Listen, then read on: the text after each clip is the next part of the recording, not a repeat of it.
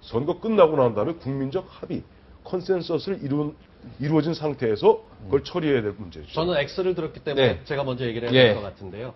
국민들이 대통령을 뽑는 데 있어서 정말 중요한 건 이 사람이 이렇게 했고 이게 사실은 이러니까 내가 이 사람을 뽑아야지라는 논리에 전 찬성하지 않습니다. 누구나 다 잘못된 부분들은 있고 한계가 명확하게 있으니까요. 국민들이 뽑을 때는 그럼에도 불구하고 나는 이 사람이야 라고 뽑고 나가겠죠. 박근혜 후보가 어떤 일을 했었는지 서로 각자의 생각이 그 사실이나 녹취록이 나온다고 별로 그렇게 흔들리지 않을 겁니다. 이게 대선 판국을 흔들기보다는 흔들리고 잇따르는 쪽으로 몰아가는 정쟁의 도구로 쓰일지 몰라도 국민들이 결정하는 데 있어서 크게 영향은 주지 않을 것이고요. 정수장학회. 네, 정수장학회 문제에서 매각을 벌이거나 누군가 조직적으로 국민들이 실망할 부분들은 소위 기득권 세력이라고 하는 사람들이 공영방송의 틀이 제대로 안 지켜져서 언론사상 엄청나게 오랫동안 파업을 했는데 동료 언론인들은 어디 있고 왜 조용하냐 이게 해결이 됐느냐라는 얘기들 똑같은 뉴스 배열과 답답한 것들을 보면서 그런 문제가 매각으로 이어진다고 했었을 때 거기에 분개는 반발 세력이 나올 수는 있지만 이게 후보 자체가 말씀하셨던 대로 매각 여부라고 하지만 그 특수관계인 아닙니까? 최필립 이사장하고 전혀 관계가 혈연이 없지만 어떻게 보면 혈육보다 지금 남아있는 사람들이 가장 가깝다고 생각을 하고 있는 그런 문제 바로 때문에 그겁니다. 영향력은 있겠지만 맞아요. 왜냐하니까 네. 이거예요, 바로. 그럼에도 아까 굉장히 불구하고. 박 교수님 네. 정확히 지적해 오늘 주셨는데 우리, 예. 그럼에도 불구하고 그런 표현을 씁니다. 영어로 우리 영문과 나오셨죠? 인스파이더 오브. 인스파이더. 도우 아니에요, 도우? 자, 이렇습니다. 일반 박근혜와 새누리당 지지자는 그럼에도 불구하고입니다. 네. 또 민주통합당 입장에서는 역시 그러니까 네. 문제는 선거는 어쨌든 게임입니다. 그렇죠. 게임에서는 양 진영이 중요한 게 아니에요. 가운데 20% 이른바 중도 보수 부동층들 네. 이 사람들이 보면은 어떤 생각을 하느냐가 사실은 양쪽 후보들 입장에서는 이게 천하가 왔다 갔다 하는 문제예요. 근데 이 20%는 아까 말씀하셨던 그 부분은 아까 그럼에도 불구하고 승이 아니라 이분들은 바로 그러한 부분에 민감할 수밖에 없기 때문에 대선 때까지 큰 영향을 미친다고 저는 말씀드린 그 겁니다. 매각 논란 자체까지 꺼낸 것은 큰 자충수 아닌가 좀 그렇게 보고 있습니다. 아, 새누리당에서. 예, 큰 자충수 아닌가. 새누리당이 그런 게 아니죠. 그러니까 아니, 정수장학회 새누리당 측에서. 새누리당 쪽에 하여튼 측에서. 그렇게, 예, 뭐 최필립 이사장이 한 것이든 아니면 MBC 측에서 한 것이든 간에 큰 자충수다라고 봐지고요. 그 전에 왜 저는 이 문제가 조금 쟁점화되면 영향을 미친다고 봤느냐. 왜 자충수입니까? 그러니까 자충수라는 건 이렇게도 잘못이고 이렇게도 잘못입니다. 네, 두 개. 우선 이것 자체가 쟁점화되면은 박근혜 후보한테 플러스가 될 수가 없다는 될 게 얘기고요. 없죠. 그리고 아까도 지적이 나왔지만은 만약에 지금 대화록이 지금 한겨레 신문에 나왔었죠. 네. 그 내용을 보자면 박근혜 후보에게 뭔가 도움을 주는 쪽을 해보자라는 내용이 들어있는데 그런 취지로 만약에 정말 그렇게 된다면요, 이거요, 선거법 위반 논란 여지까지 될 수가 있어요. 왜 그러냐면은 박근혜 후보하고 영 상관없다고 얘기를 하고 있지만은 오히려 뭔가 관계가 있어가지고 어떻게 하냐에 따라서 박근혜 후보에게 도움을 줄 수 있다라고 본다면요. 지난번에 안철수 후보 관련해서 안철수 재단 얘기가 나왔을 때 그랬었죠.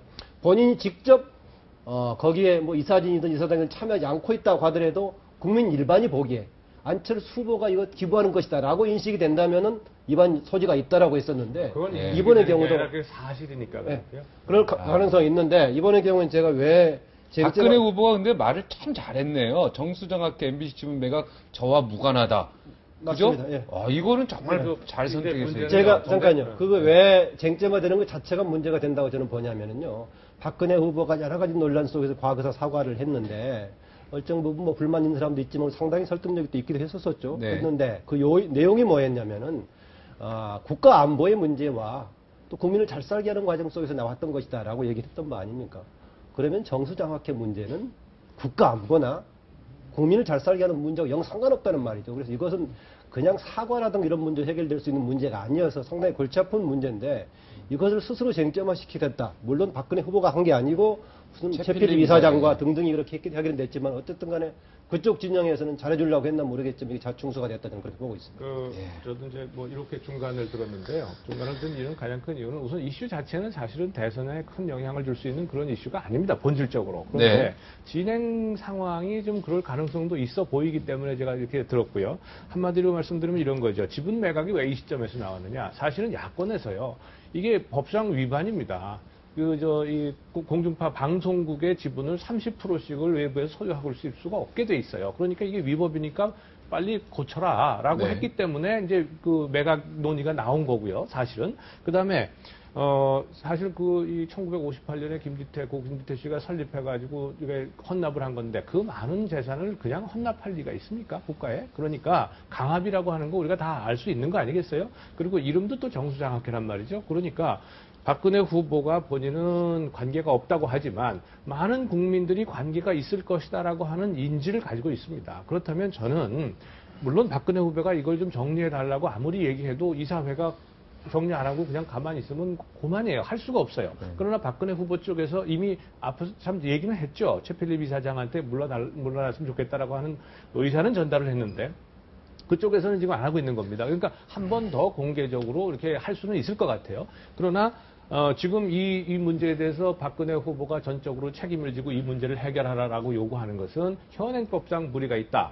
첫째. 그다음 두 번째는 지금 이 지분 매각 문제는 아까 말씀드린 것처럼 그러한 과정에서 나온 것인데 대선에 영향을 미칠 수 있으니까 당연히 지금 아까 말씀하신 것처럼 저는 이 대선 이후로 이 물릴 필요가 있다. 또 이사진이나 이사장들도 그 대선 이후에 전부 다 새로 중립적인 인사들을 구성한 다음에 거기서 의결을 해서 정말 부산 경남 지역의 장학 사업이라고 하는 본래 목적대로 쓰일 수 있도록 하도록 해라. 이게 좀 MBC 가장 경영진은 지금 어떤 입장인가요? MBC 지분을 매각한다는 입장에 대해서 아무런 아니, 이제 MBC 같은 경우는 좀 민영화 문제. 민영화 과정에서 민영화 민영화를 상장하는 놓고 과정 좀 속에서 이것을 사측과 매각하고 노사측이 네. 매각하되 지금 아니, 기왕이면은 박근혜 후보에게 유리한 국면에 가서 아니, 협조를 그렇지 하자 않아요. 이런 내용이 들어있었죠. 좀 보니 이게 좀 문제 핵심이 뭐예요? 김재철 지금 사장이 뭐 다 아시겠습니다만은 이번에도 보면 김재철 사장이 진퇴 문제를 놓고 국정 뭐 조사를 하느니 마느니 청문회를 하느니 마느니 그 개원 국회 때부터 말이 많았지 않습니까?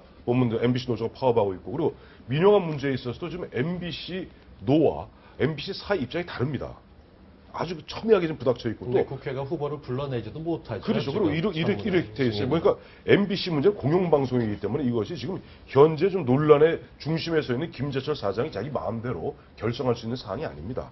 때문에 이 공영방송의 문제를 과연 공영방송을 어떻게 민영화시킬 것인가 하는 것은 정말로 국민들이 어떤 컨센서스를 갖다 이뤄내지 않은 상태에서 뭐 불쑥 이진숙 본부장이 덜렁 들고 와서 뭐 30% 하시면 우리가 하겠습니다. 그 얘기 자체가 안 되는 얘기를 갖다 한 거예요. 그러니까 지금 최필립 이사장과 이진숙 본부장이 만난 거는 부적절한 거네요. 부적절한 만남이라고 봐야 되겠죠. 그리고 부적절한 만남. 그런데 아까 이제 보면 우리 김만은 박사님께서 자충수라고 말씀하셨는데 그건 자충수는 아닙니다. 그러니까 부적절이라는 자기들이 폭로한 건 아니니까 남녀 한계가 관계에 폭로한 있습니다. 거예요. 자충수 관련 네. 얘기하자면은요 이번 논의 과정에서 그렇게 하다 보니까 안대희 정치쇄신 특별위원장의 경우에는 그 최필립 이사장 물러나고 또 이사진도 바꿔야 된다 이런 논의 과정에서 보니까 남기춘 쇄신위원이 상당히 관심을 끌만한 발언을 했어요. 만약 옛날 시대 같으면은 총이 있었다면 총으로 다시 뺏어오겠다라고 한 겁니다. 남기춘 검사장이 지금은 전 검사장이죠. 지금 뭐 쇄신 이후에 클린 정치 검사장이 현장인가 내가 지금 만약 옛날처럼 총이라도 쏠 수 있다면 총으로 다시 뺏어오겠다. 그렇게 자칫하면 사람이 보기에 따라서 그러니까 이거는 완전히 반박근혜 입장에서 얘기할 수 있는 얘기네요. 그렇죠.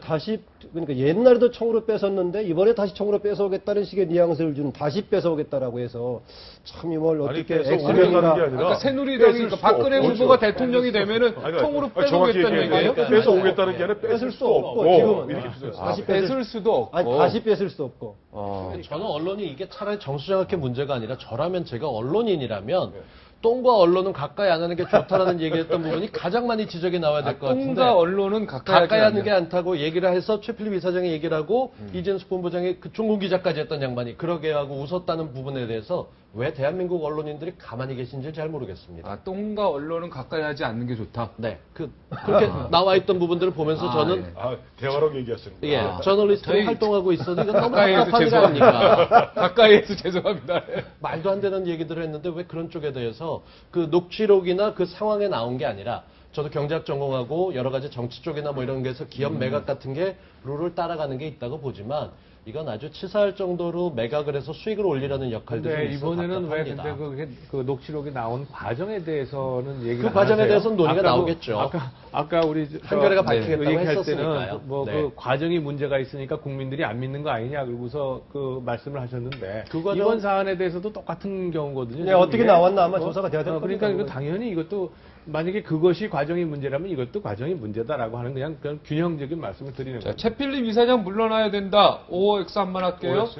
네, 최필립 이사장 물러나야 한다라고 누군가 얘기했잖아요. 물어보고 나서 또 답을 잘못했다 호통 치시려고. 예, 아니. 자, 하나, 둘, 셋, 또, 뭐 중간 이런 거 하지 물러나야 맙시다. 한다, 예. 아, 물러나야 된다. 이렇게 의견이 같아질 때는 기분이 좋아요, 저도. 그쵸, 여야가 뭔가 합쳐진 듯한 느낌을 자꾸 받아가지고. 아, 여야가 없이 지금 무소속 대통령 하겠다는 사람도 있는데. 그럼 뭐 또, 아니, 네. 그 그럼 국민- 자동으로 합해지는 거죠. 예. 하여튼, 저도 같이 동의하겠습니다. 네. 자, 1분 20초 남았는데, 최고 어르신이니까, 어르신이 한 3초 쓰고, 오늘 처음 오신 3초면 숨 쉬는 얘기 같은데요? 30초. 아, 30초. 네, 30초. 네. 예, 30초인데 지금은 일단 야권 단일화 이런 네. 논란 과정 속에 있는데요. 지금 어젠가 그젠가 보니까 김종인 의원이 경제민주화법은 여야 간만 이렇게 합의해도 될 것 같다는 얘기하고 있어가지고 네. 오히려 지금 안철수 후보 쪽을 왕따시키는 그런 분위기가 꽤 나오고 있는데 어쩌면 국민들이 만약에 국회가 진흙탕 싸움을 벌인다면 오히려 제3후보인 안철수 후보한테 좋은 기회가 될지도 모르겠습니다. 네. 우리, 곽동수 교수님 오늘. 네. 예. 다른 어떤 것보다 이슈 자체에 대해서 뭔가 선정적이어서 좀 착각하게 만드는 것들이 있습니다. 실제로 이게 과연 논의가 될 만한 내용인지 그 과정은 어떤 거지 어떤 내용이든 살펴봐야 될 것이고요. 쉽게 풀어갈 수 있는 걸 우리 후보들이 어렵게 풀어가는 쪽들이 있습니다. 정치력을 발휘해서 스스로 관련 특수관계인에게 나가라는 얘기조차 하면서 오히려 나하고 상관없다는 얘기보다 책임지는 자세, 특히나 집권 여당의 후보 아니겠습니까? 전 좀 보여주길 기대합니다. 네. 우리 홍 교수님 30초 드릴게요. 네, 뭐 서울에서 안 되겠어. 네. 네, 정수장학회 얘기를 계속 하고 계신데요. 네. 정수장학회 얘기 그거는 하여간 실정법상으로 빨리 정리가 되는 게 좋은데 다만 이 문제가 지금 다가오는 대선에 영향을 그렇게 미쳐서는 긍정적이든 부정적이든 이건 곤란하지 않느냐 그런 생각이고요. 지금 단일화 문제를 가지고 계속해서 문재인 후보 측하고 안철수 후보 측하고 이렇게 실갱이 혹은 뭐 이렇게 툭툭툭툭 하고 있는데 이 국민들 입장에서는요. 이게 지금 얼마 안 남았는데 65일 남았는데 좀 선수라도 빨리 입장해줬으면 좋겠다라고 하는 좀 바람이 있을 겁니다. 좀 현재는 빨리 선수가 마무리- 3명 있는 거 아닙니까? 네. 3명 자, 7초 전. 네. 네, 그 빨리 확정됐으면 좋겠습니다. 네. 네. 자, 30초. 감사합니다. 이현님 30초. 저한테 30초. 예, 뭐, 단일화 얘기도 뭐 좋고, 뭐, 마지막 점. 후보 단일화, 야권 후보 단일화 문제에 대해서는 야권 후보 단일화는 나름대로 그래도 굉장히 건강하게 양쪽 후보가 건강하게 단일화에 대해서 서로 주고받으면서 나름대로 그 긴장감을 유지하는 것은 긍정적 의미가 있다고 봅니다. 결국 11월 초중순 되면 어떠한 형태로든지 단일화의 가득을 잡을 테니까 좀 기대해 보시죠. 네, 알겠습니다. 저는 60초, 58초 후에 다시 돌아와서 클로징 하겠습니다. 여기서 일단은 인사를 하도록 하겠습니다. 오늘 정말 재밌었습니다. 월요일 날 다시 뵙도록 하겠습니다. 다음 주. 감사합니다. 감사합니다. 지식인들이 벼슬이라면 굽실 되는 그런 풍토를 고쳐야 한다. 족보에 남기 위해서 덮어놓고 벼슬 자리에 앉는 그런 풍조를 시정해야 한다. 모든 정치 권력을 거부한 김준엽 전 고대 총장의 말입니다. 노벨상을 받는 교수의 모습을 우리나라에서도 보고 싶습니다. 여기서 물러가겠습니다. 고맙습니다. 우리 여기 교수님들이 좀 노벨상 받았습니다. 단일화 되는 겁니까? 안 되는 겁니까? 전 자꾸 끝까지 갈 것 같아요. 최악의 선택까지 갈 것 같아요. 지난번 질문에서 그랬죠. 단일화가 대체로 되는 쪽이지만 안 될 수 있다. 그런 결론을 지난번 없다고 얘기했어요. 안 될 가능성이 높다고? 그건 그냥 5대5 정도인데. 네. 박근혜 후보로서 가장 최악의 시나리오 문재인 후보가 대승적 차원에서 양보하고 안철수 후보의